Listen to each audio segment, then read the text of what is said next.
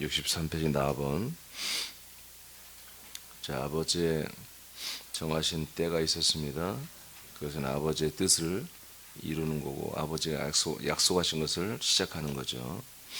그것은 아들의 명분을 주는 때인데, 첫 번째는 율법 아래 있는 사람들 속량하는 때이고, 두 번째는 아들의 명분을 주는 때인데, 아들의 명분을 주는 것은 창세전부터 정해진 뜻이 성취되는 것이었습니다. 두 번째로 나번, 때를 따라 이제 진짜 아들을 보내주십니다. 아멘. 약속을 이루시는 거예요. 로마서 1장 4절을 선포합니다. 시작. 성결의 영으로는 죽은 자들 가운데서 부활하사 능력으로 하나님의 아들로 선포되셨으니 곧 우리 주 예수 그리스도시니라. 아멘. 하나님의 아들로 드디어 선포되셨습니다. 참 이런 것들이 좀 이해가 안 되죠. 아니요, 하나님의 아들인데 예수님이 초림 때도 인자로 오셨을 때도 그분은 하나님의 아들이신데 왜 부활하신 다음에야 하나님은 하나님의 아들로 이렇게 인정하시고 세상에 선포를 하시나. 이런 것들이 사실은 이해가 안 되죠. 그러나 하나님의 약속과, 즉 하나님 아버지의 약속, 하나님 아버지가 이 정하신 때를, 그 뜻을 우리가 알게 되면은 그 뜻은 하나님의 아들을 약속대로 사람들에게 주는 거잖아요. 그죠? 이것이 아버지가 행하실 일이기 때문에 하나님은 하나님의 아들 예수 그리스도로 스스로 오셨지만 하나님의 아들로 선포되기까지 본인은 이 땅에서 사람의 모양을 가지고 살 수밖에 없습니다. 33년이라는 그 생활을 사람 체험을 한 거죠. 인간 체험을 한 거죠.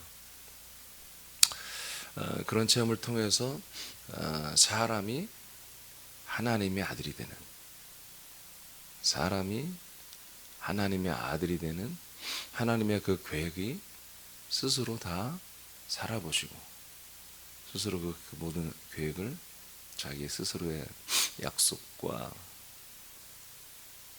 뜻을 다 혼자 이루어 보신 거예요. 이것이 없다면 우리에게는 하나님의 약속은 하나의 몽상에 불과한 거죠. 하나님의 이상에 불과했던 거죠. 그렇다면 인간 창조는 실패한 것이고 정말 하나님은 아주 난감해졌겠죠. 인간은 만들어 놨는데, 영들은 내려놨는데 이 영들이 하나님의 아들들이 되지 못하는 그런 아주 비극이 일어났겠죠. 전부 다 지옥불에, 전부 다 쓰레기장에 버려야 되는, 제대로 된 생산품이 안 되고 정품이 안 되고 비품이 되어서 다 버릴 수밖에 없는 그런 불행이 일어났겠죠. 그러나 하나님은 아버지가 당신이 정하신 때가 있었어요. 지금으로부터 5,000년 전에 할 수도 있었을 것이고 지금으로부터 8,000년 전에도 할 수 있었을 텐데, 하나님은 아버지가 정한 때가 있었기 때문에 지금으로부터 2,000여 년 전에 인자로 오시고 33년 후에 그분은 하나님의 아들이 되셨습니다. 이것이 하나님이 스스로 일을 행하신 거예요. 그래서 예수가 하나님의 사람의 아들로 오신 예수가 부활하심으로 말미암아 하나님의 아들이 되는 이 사건의 이 일을, 하나님의 일이죠.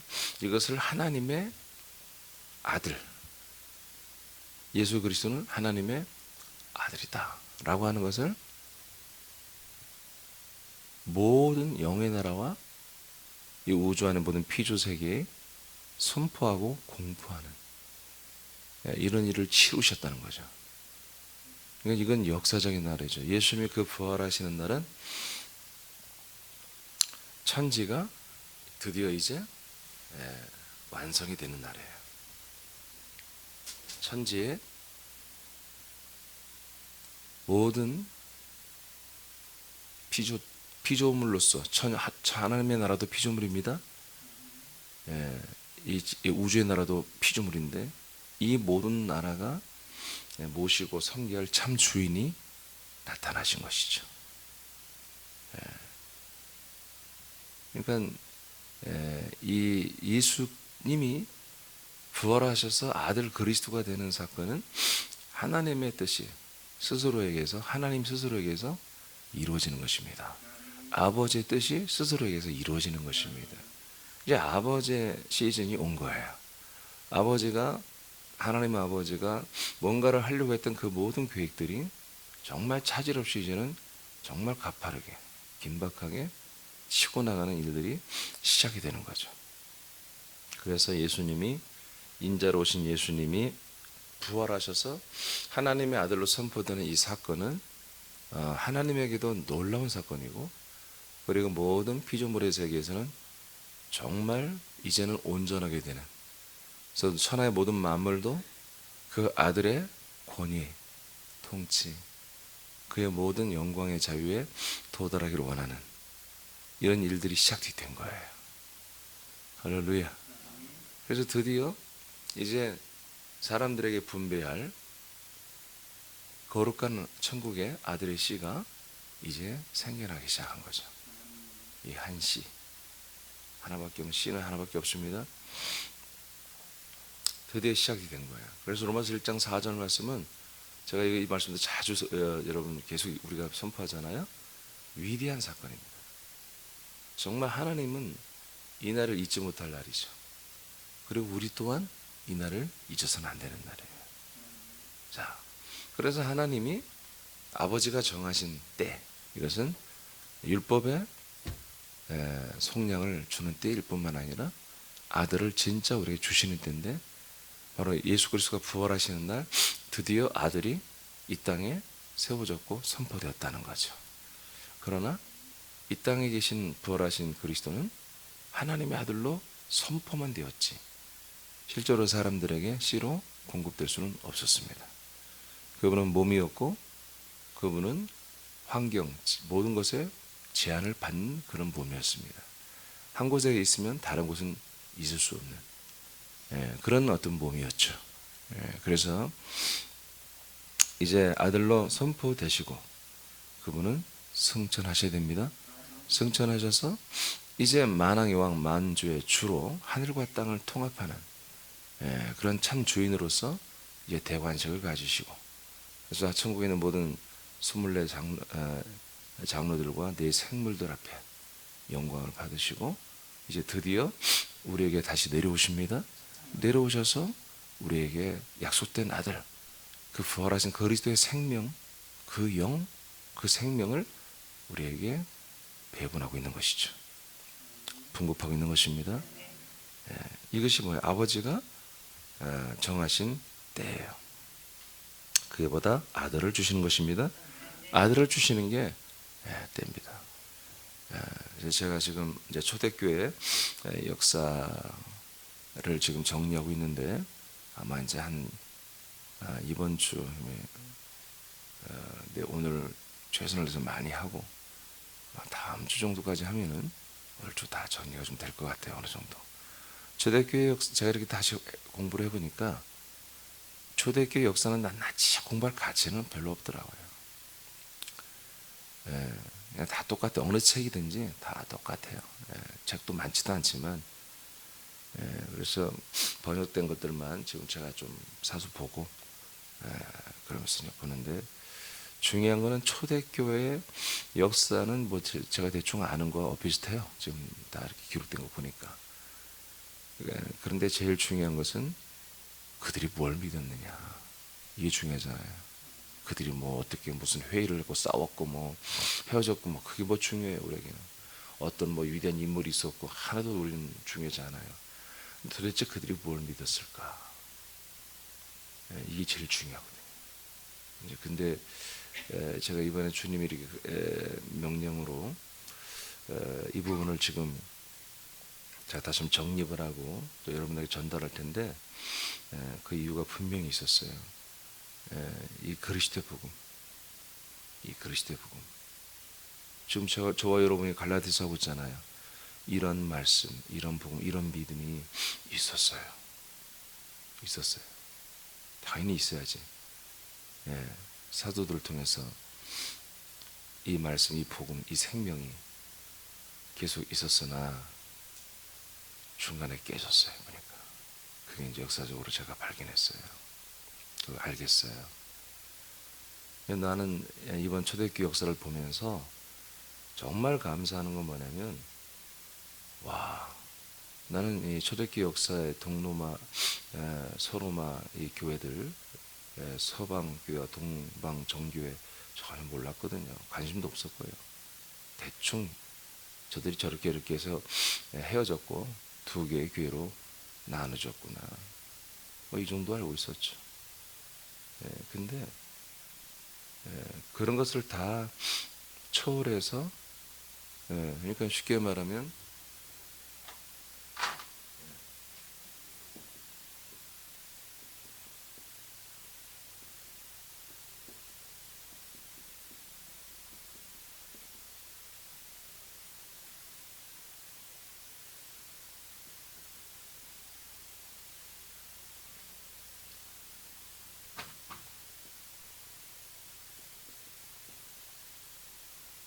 한 2000년이라고 하는 기간이 있잖아요.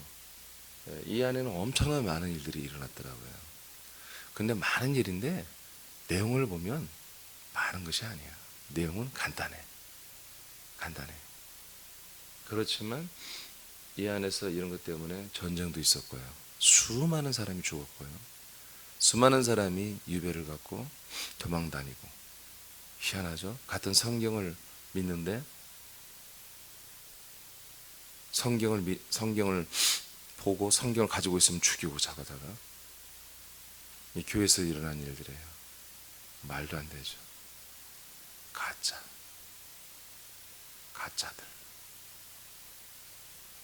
불행하게도 그 가짜들의 계보가 개신교가 거기 들어있어요.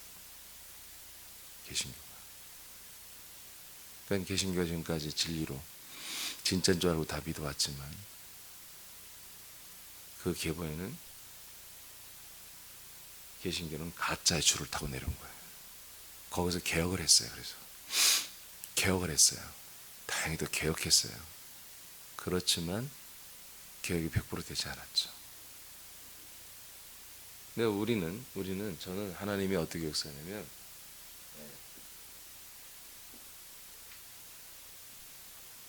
싹 무시하고, 내가 사실 잘 몰랐고요. 개론 정도만 알았지. 내 신학대 다니면서 배웠던 교회사,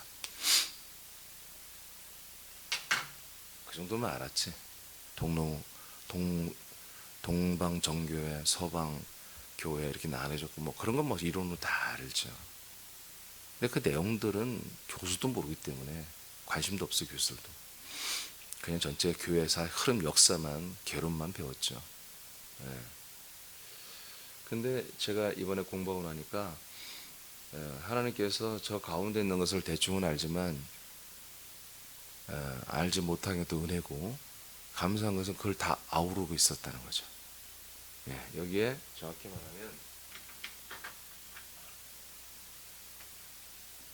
하나가 마이너스,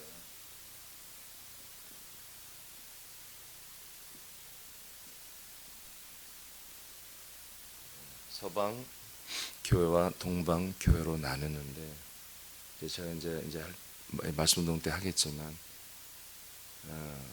서방 교회를 통해서 세워진 게 가톨릭이고, 이 가톨릭은 이제 개신교가 나오는, 한마디로 모교회 같은 것이죠. 그러나 우리가 알지 못했던 동방교회가 진짜 초대교회 정통을 이어간 거예요.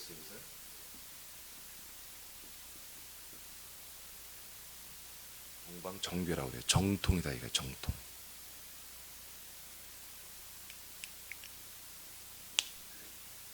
그런데 놀랍게도 서방 가톨릭이 득세해가지고 정치와 로마 손잡고 득세해서 전 세계로 많이 퍼져나갔죠.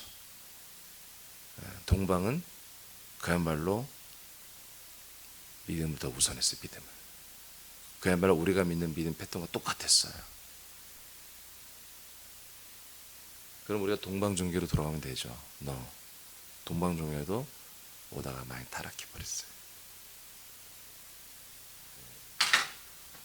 여하튼 이 모든 사건들을 제가 다시 한번 조명하고, 이제는 예전에 제가 신학대학 다니고 뭐 대학원 다닐 때 개론을 배웠다면, 이제 제가 공부하면서 이제 내용들을 알게 됐는데, 놀랍게도 이걸 다 우리는 아우르고 바로 처음부터 있었던 그 복음을 우리는 지금 믿게 되었다는 거예요. 근데 이제 이번에 저 여러분들은 이제 가르쳐 드리겠지만, 정말 우리가 지금 우리 새남교회가 말씀을 통해서 믿고 있는 이 모든 내용들이 정말로 하나님이 지켜낸, 아버지가 정한 때를 정말 하나님께서 지켜주셔서 우리에게 왔구나 하는 것을 여러분들이 알게 되고 감사하게 될 것입니다. 이거는 무지무지 감사한 일입니다. 전 세계에 거의 정말 예수님을 믿는다고 하는 것 중에 거의 한 80% 이상이 지금 캐톨릭과 개신교입니다. 동방교회는 거기 한 20% 정도 될 거예요. 근데 동방교회도 좀 온전하지 않다고 해요. 그런 우리가 개신교 아래에 있으면서 우리는 도저히 이 진짜 복음을, 진짜 그리스도를, 아버지의 정하신 때가 된 이 그리스도를, 우리가 아들을 만나기가 정말 불가능한 거였어요. 그런데 이런 은혜를 주님이 열어주신 거예요, 지금. 자, 고전 15장 17절에서 19절을 보겠습니다. 고전 17장 시작.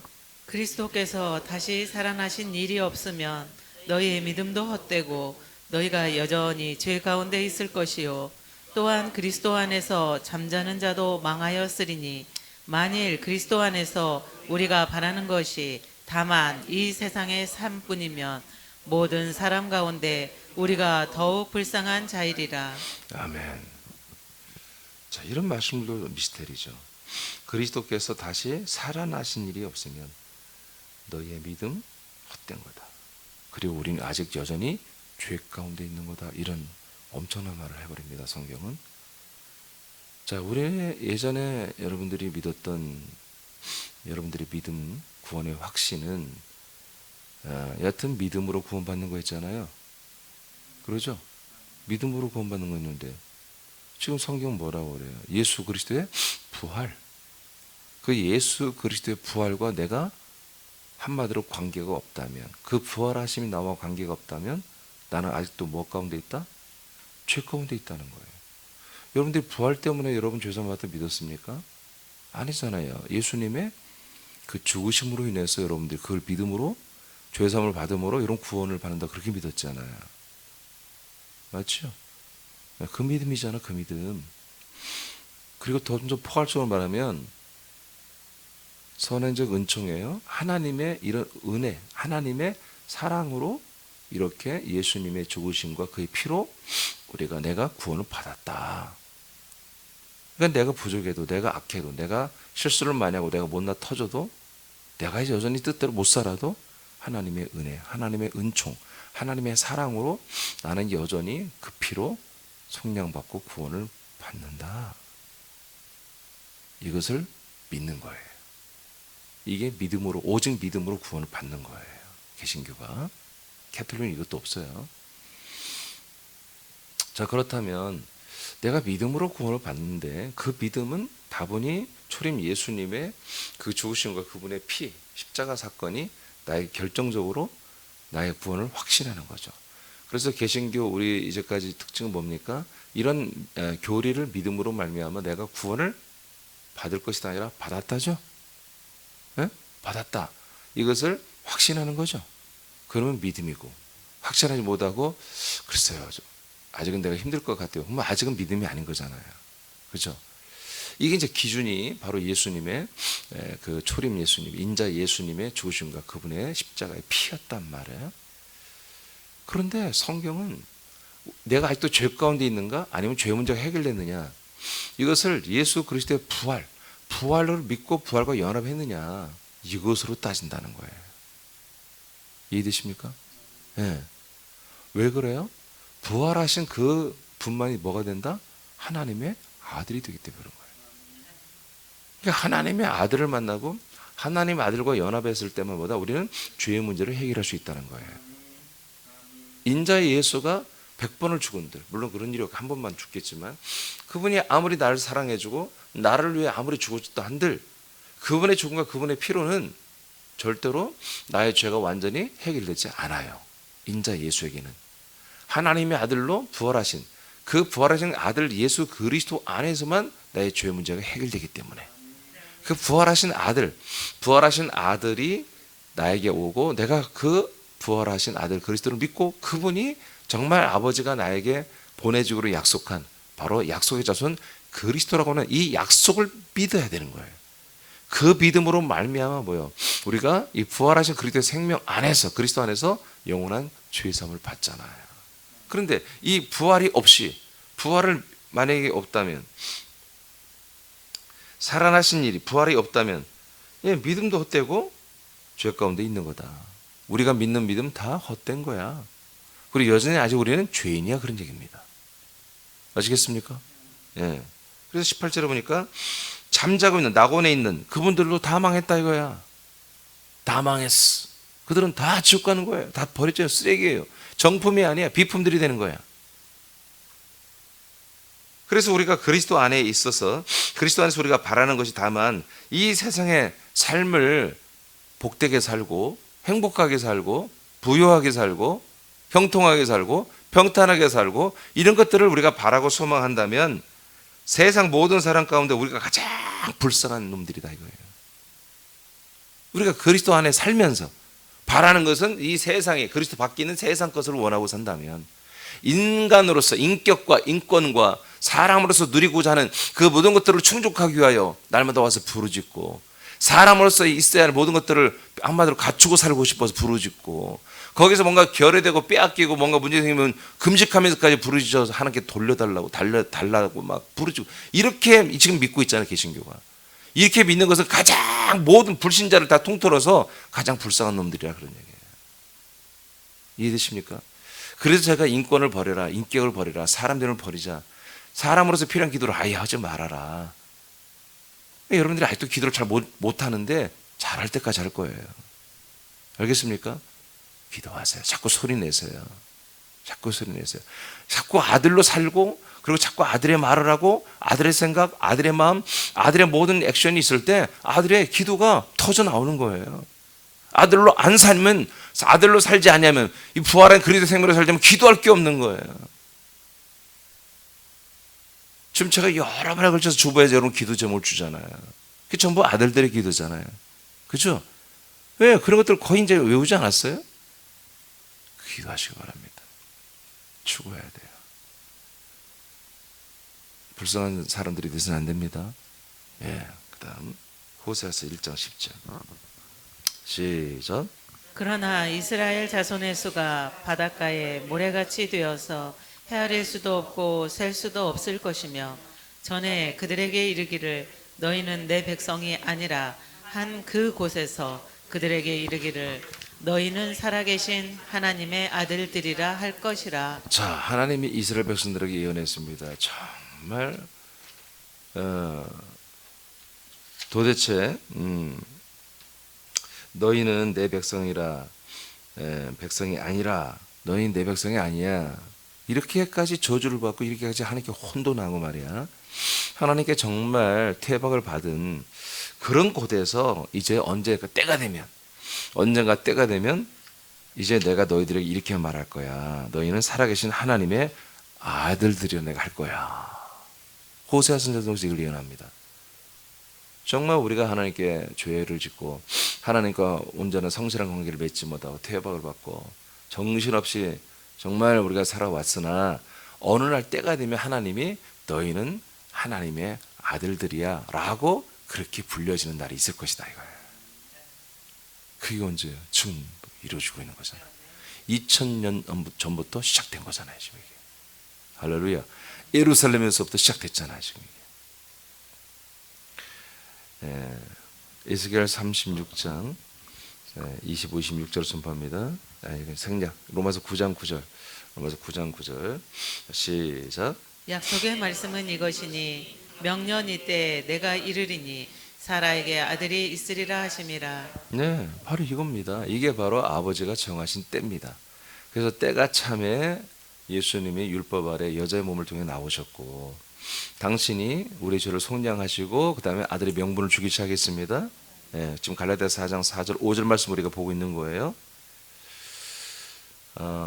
그래서 이제 때가 되면 바로 사라에게 아들이 있게 되는 것입니다. 약속에서 하나님의 아들 예수 그리스도가 사라에게 오는 것이죠. 사라에게 오는 것이죠. 사라는 여러분 그리스도의 몸된 신부들을 상징하는 거였어요.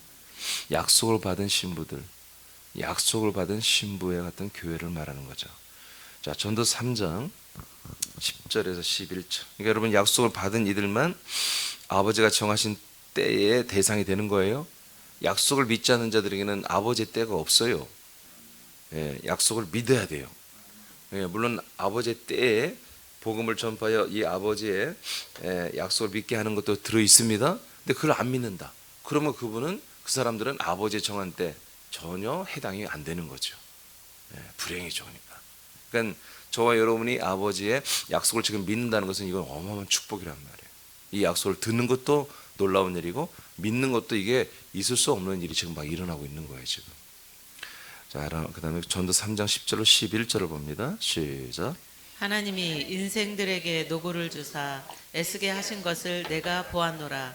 하나님이 모든 것을 지으시되 때를 따라 아름답게 하셨고 또 사람들에게는 영원을 사모하는 마음을 주셨느니라. 그러나 하나님이 하시는 일의 시종을 사람으로 측량할 수 없게 하셨도다. 아멘. 하나님의 일하심의 기본 베이스는 사람들입니다. 사람들의 모든 목적이 있습니다. 사람들을 어떻게 한다? 힘들게 하십니다. 하나님이 마귀가 하는 게 아니에요. 하나님이 사람들을 힘들게 하십니다. 왜 그래요? 그 힘듦 속에서 영원을 사모하는 마음을 허락해 주려고 하는 거예요. 영혼이 아니에요. 영원한 것들, 영원한 것들. 이 세상은 영원한 게 아니잖아요. 근데 이 세상에서 유한한 거란 말이에요. 이 세상에 살아가다 보면 너무 힘들어. 그러면 나라는 존재가 이 땅에서 이렇게 힘들게만 살다 끝나야 되나, 그런 고민을 하는 거죠. 억울하다. 이렇게 힘들게 그냥 평생 자녀를 살다가 이제 애들 다 시집장가 보내놨더니 그냥 뼈 빠지게 했더니 이제는 손자 손녀 더 가지고 와가지고 또 봐줘. 이제 애들 봐주고 나서 애들 학교 보내고 학교 갔다 오면 또 봐줘. 또 애들 봐줘.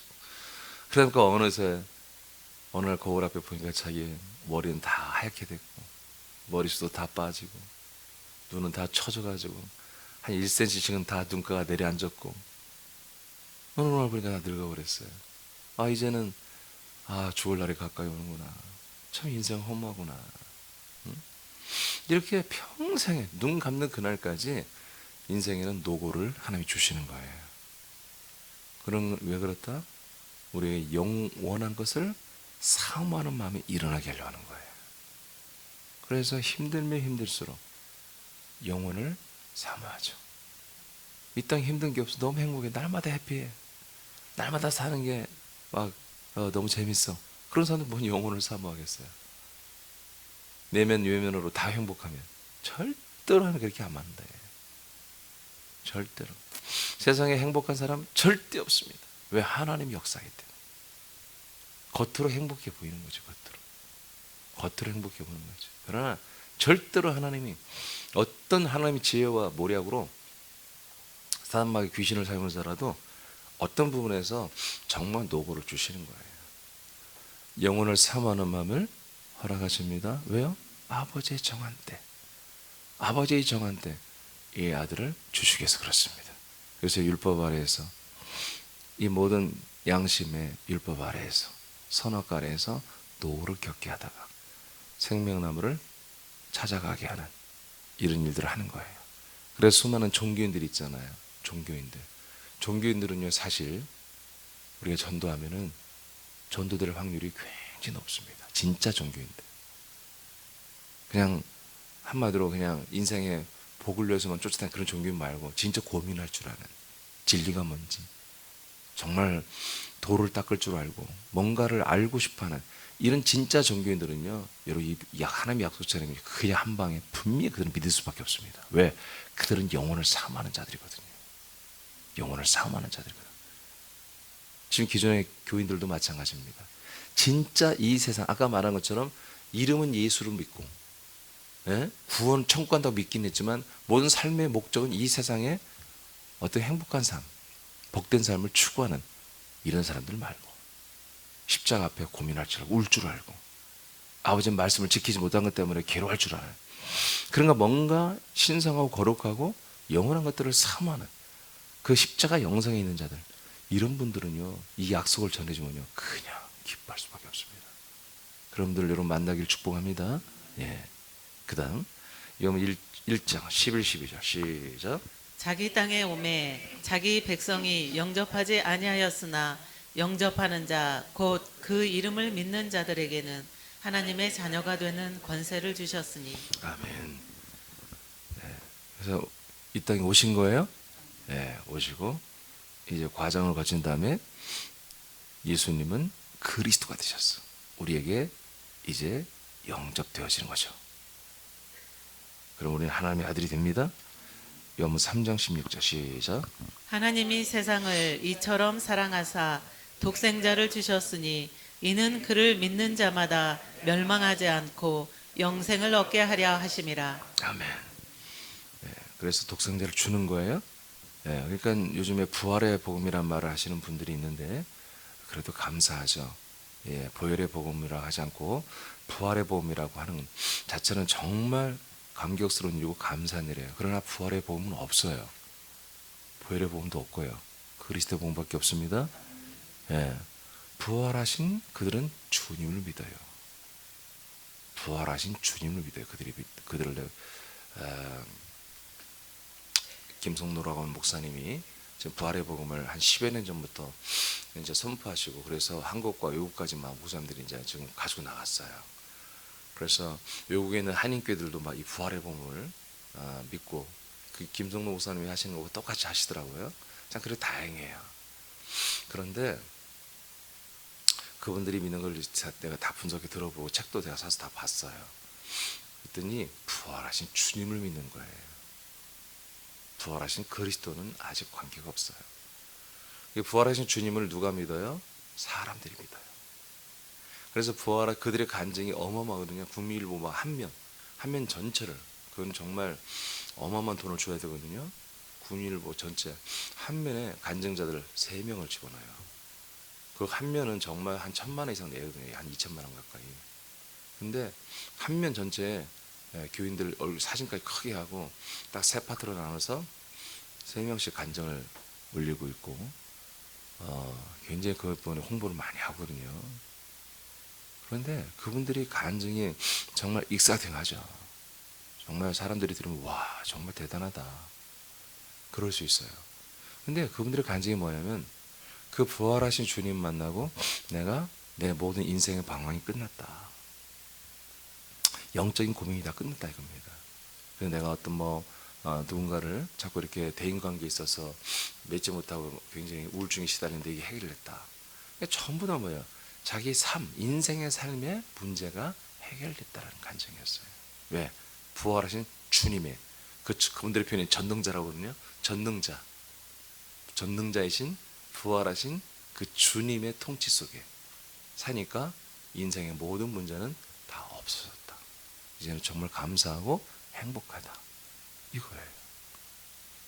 그러니까 언뜻 보면 와 이게 진짜 복음이야. 그렇지, 복음에 이렇게 능력이 나타나야지 이렇게 생각할 수 있는데 전부 다 뭐냐? 사람으로서 부활하신 주님을 믿고 있는 거예요. 말도 그렇게 하고요. 그래서 이건 복음이 될 수 없습니다. 사람이 믿는 게 복음이 아니에요. 하나님의 아들들을 만들어주고 아들들이 계속 믿는 것이 복음인 거예요. 그래서 독생자를 주는 거예요. 독생자를 주는 거예요. 아들을 주는 거예요. 아들. 스스로 사시는, 누군가 결혼해서 낳은 아들이 아니라 스스로 나신 삼일체 예수님, 이 독생자를 다 주는 거 우리한테. 죽으신 예수가 아니라, 부활하신 그리스도가 아니라 삼일체 예수님, 전체 독생자를 우리가 다 줘버리는 거예요. 그래서 우리는 이 그리스도로 하는 거처 안에 들어와서 성자와 하나 됐고 성령의 인도를 받고 있고 아버지와 함께 살고 있는 거예요. 전체를 받는 거예요. 로마서 8장 29, 32절 선포합니다. 시작.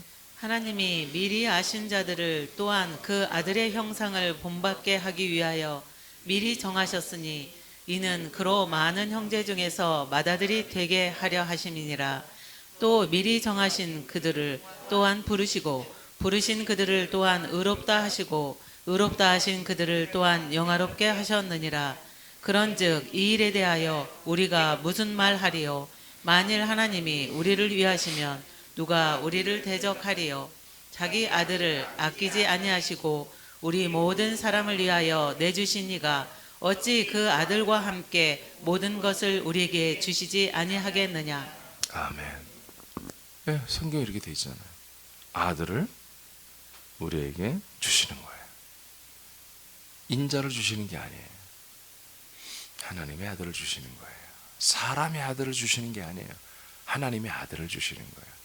그래서 로마서 1장 4절은 성경 전체에 한 획을 긋는, 하여튼 다른 세계로 이제 하나님이 통치 모든 경륜의 역사에 있어서 하나님의 정말 메인 이벤트로, 하나님의 진짜 아버지 정하신 때와 아버지가 진짜 당신이 목적으로 했던 이 약속을 이뤄가는 그런 시즌이 시작되는 게 바로 로마서 1장 4절부터 시작되는 거예요.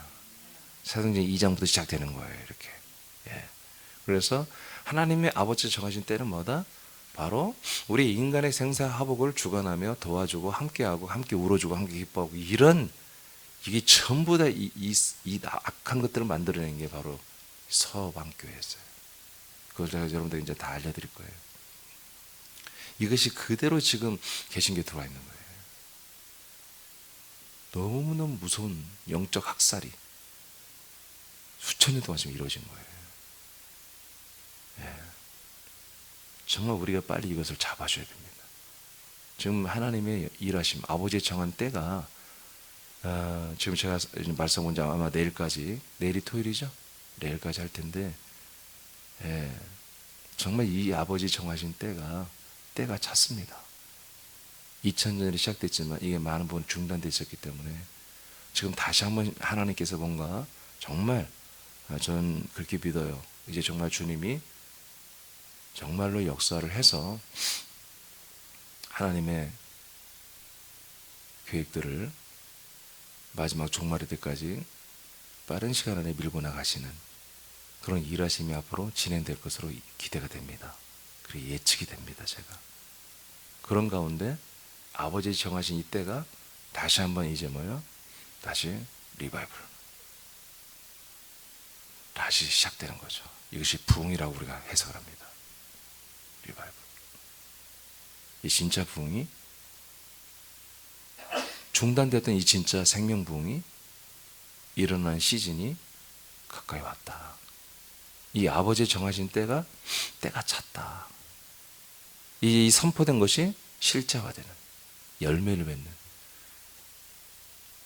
대규모의 열매를 맺는. 왜냐하면 2000여 년 전에 그 세계사와 오늘날의 세계는 완전히 판이하게 다르거든요. 그때는 로마라고 하는 제국 국가를 통해서 언어가 통일되고 길이 통일됐기 때문에 이만큼 갔지만 그 지역은 그렇게 넓지 않았습니다. 동방 팔레스틴과 그 다음에 시리아, 그 다음에 소아시아, 서유럽 정도까지만 이게 복음이 나갔지 사실은 거기서 멈춘 것이거든요. 그것도 오래가지 않았더라고요. 불과 200년대, 이게 30몇 년부터 복음이 예루살렘 시작됐잖아요. 근데 200년대에 와서 이제 거의 5분의 3 정도는 다 파괴됐습니다. 다 시들해지고 없어져 버렸습니다. 초대교회들이. 자, 아들을 주시는 거예요? 사람의 아들을 주는 게 아니에요. 하나님의 아들을 우리에게 주는 거예요. 뭐 하려고? 아들의 형상을 본받게 입게 하려고. 이게 아버지의 뜻입니다. 사람의 아들 인자 예수를 줬다면 목적이 뭐겠어요? 인자 예수 같은 처절한 몸을 갖고 살아라는 얘기지. 그 형상을 본받고 살아라는 얘기지. 그래서 오늘 이 잘못된 인자 예수를 본받는 이 개신교는 여전히 처절하게 십자가를 붙들고 그렇게 날마다 찢기고 우리는 실패하고 당하고 그래요. 핍박받고 살고 여러 가지로 우리가 정말 낮고 천하게 사는 것을 그것을 미덕으로 하는 거예요. 그래서 여전히 캐톨릭은 순환당하시고 죽으시고 십자가 못 박히고 정말 가시관 멸류관 쓰는 그 예수의 알몸을 오늘도 십자가 달아놓고 있잖아요. 지금 이 사기꾼들이. 예. 이제 여러분 휴대교사를 제가 여러분 알리되면 여러분 분노할 거야 아마. 나 같은 분노가 여러분들이 있을 거예요. 근데 그 분노를 우리가 승화해서 사랑으로 해서 복음을 전달하면 됩니다. 자, 요한복음 14장 봅니다. 18, 20절 시작. 내가 너희를 고아와 같이 버려두지 아니하고 너희에게로 오리라. 조금 있으면 세상은 다시 나를 보지 못할 것이로되 너희는 나를 보리니 이는 내가 살아있고 너희도 살아있겠음이라. 그날에는 내가 아버지 안에 너희가 내 안에 내가 너희 안에 있는 것을 너희가 알리라. 예, 이게 아버지가 정한 때입니다. 아들을 주셔서 그 아들과 우리가 연합했더니 그 아들이 자기가 사는 곳에 우리를 데리고 들어가 함께 살자는 거예요. 그 안에 그리스도 생명 안에 들어가 몸 안에 들어가 샀더니 와 성령님이 인도하고 계세요. 그리고 성부 하나님 아버지가 내 바로 앞에 계세요. 나와 함께 살아주세요. 이것이 뭐예요? 아버지가 정한 때입니다. 네, 우리가 이때 시즌에 들은 거예요 지금.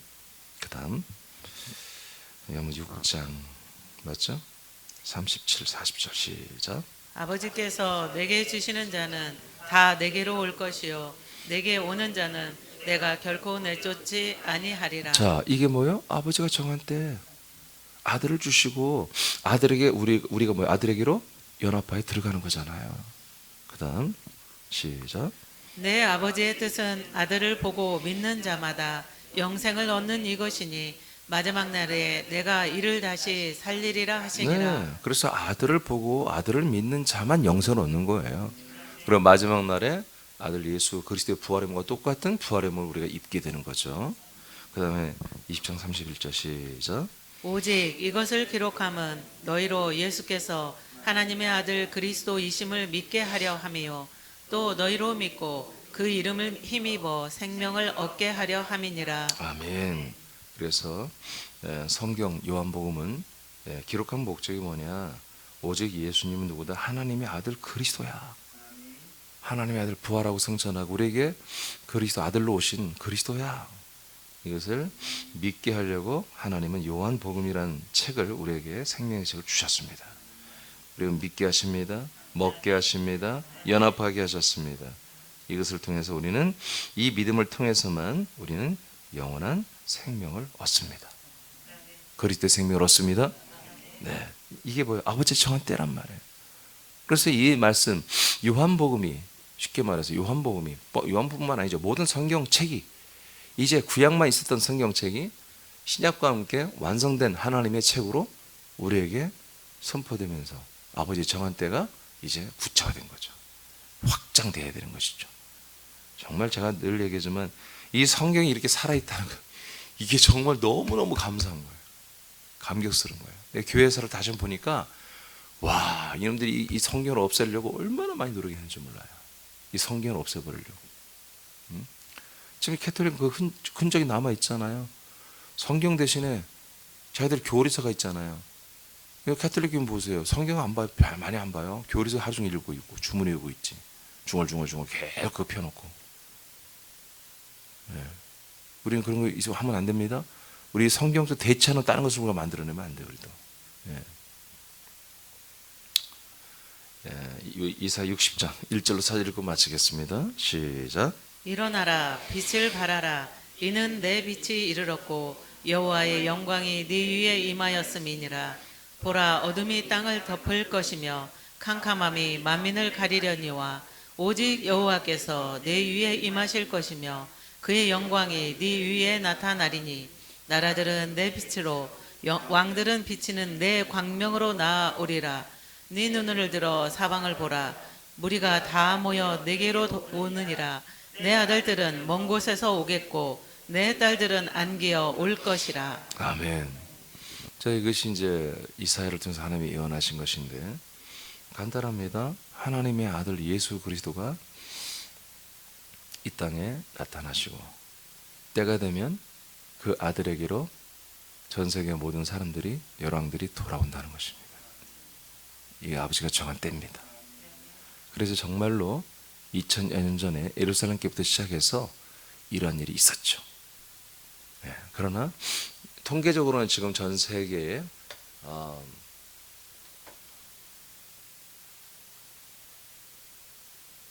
지금 80억이라 하면 한 20억 가까이 되는 사람들이 기독교인이다 이렇게 통계가 나옵니다. 근데 거기는 천주교, 기독교, 동방 정교 다 합친 겁니다. 합친 겁니다. 그래서 지금 어떻게 보면 이게 진짜 온전히 그리스도의 복음이라면 정말 어마어마한 거죠. 거의 뭐 20억 가까이 되는 사람들이 지금 예수 그리스도 믿고 있다는. 제가 볼 때 주님 벌써 재림하셨어야죠. 그 중에 첫째 벌자 14만 4천은 나온 플러스 이 땅에 있는 정말 참된 믿음의 그런 아들들 숫자를 세면 뭐 14만 4천 나오지 않겠어요? 네. 그런데 교회 역사를 보니까 이게 중단됐다는 거죠. 중단되어 있었고 정말 이 생명구원이 모든 교회에 100% 없는 건 아니지만 있죠. 지금도 개신교도 있고 어쩌면 천주교도 있을 수 있어요. 근데 그 프로테이가 너무 떨어지는 거죠. 정말 이 복음을, 이 진리를 간직하고 지켜 사수했던 그런 진짜 아들들이 수가 얼마나 있었을까. 캐톨릭의 역사와 또 이 개신교 역사 속에 503년 동안, 그리고 또 동방교회 제 2000년의 거의 역사 속에서 정말 이 그리스도의 복음을 지키고 아들의, 그리고 이 그리스도와 합일된 하나된 이 생명과 거룩과 이 모든 것을 살아가는 그런 아들들의 수가 얼마나 있었을까. 그럼 우리가 알 수는 없죠. 알 수는 없지만 분명히 있었죠.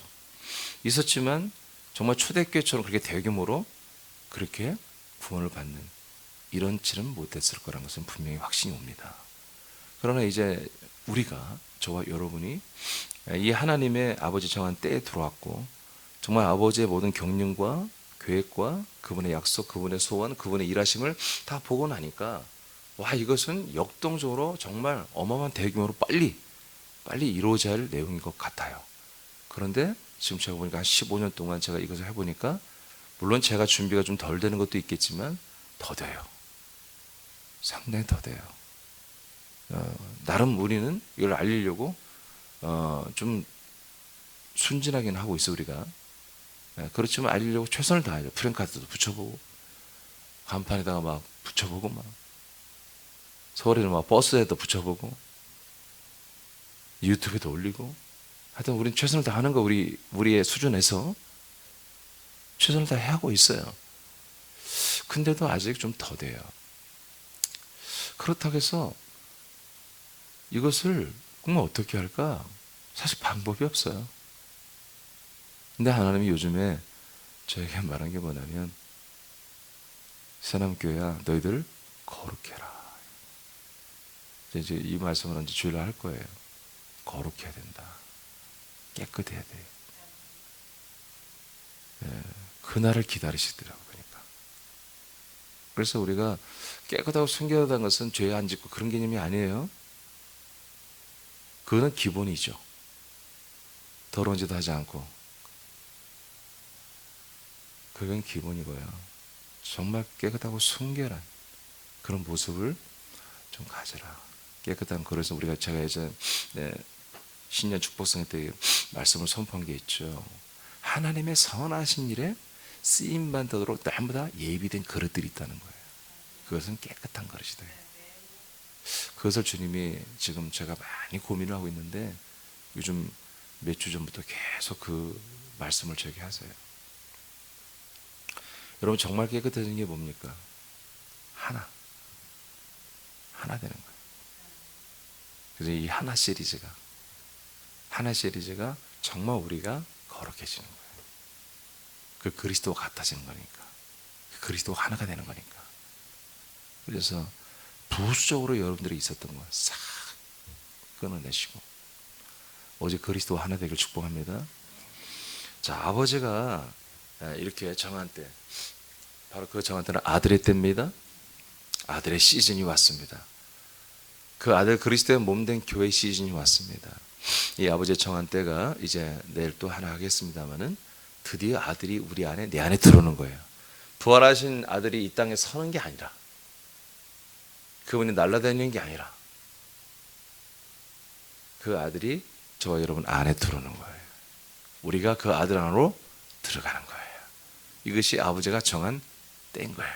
그래서 오늘 아버지가 정한 때의 두 번째 주제는 바로 아들을 직접 우리에게 주시는 것이다. 이때가, 아버지의 정한 때가 찬 것이 새남교회에서는 15년 전부터 이미 시작되었다. 지금 진행되고 있다. 여러분 그렇게 인식하시고, 이 아버지가 우리에게 기회를 주셨습니다. 사랑으로 우리에게 기회를 주셨습니다. 이 기회를 우리가 정말 알차게, 정말 아버지 앞에 나중에 갔을 때 착하고 충성된 아들아, 이렇게 우리를 부를 수 있도록 이 허락하신 이 달란트, 이 금 같은 보석 같은 이 생명을 여러분 잘 세일하고 잘 널리 전파해서 정말 좋은 아들들로 아버지 앞에 서길 축복합니다. 기도하겠습니다.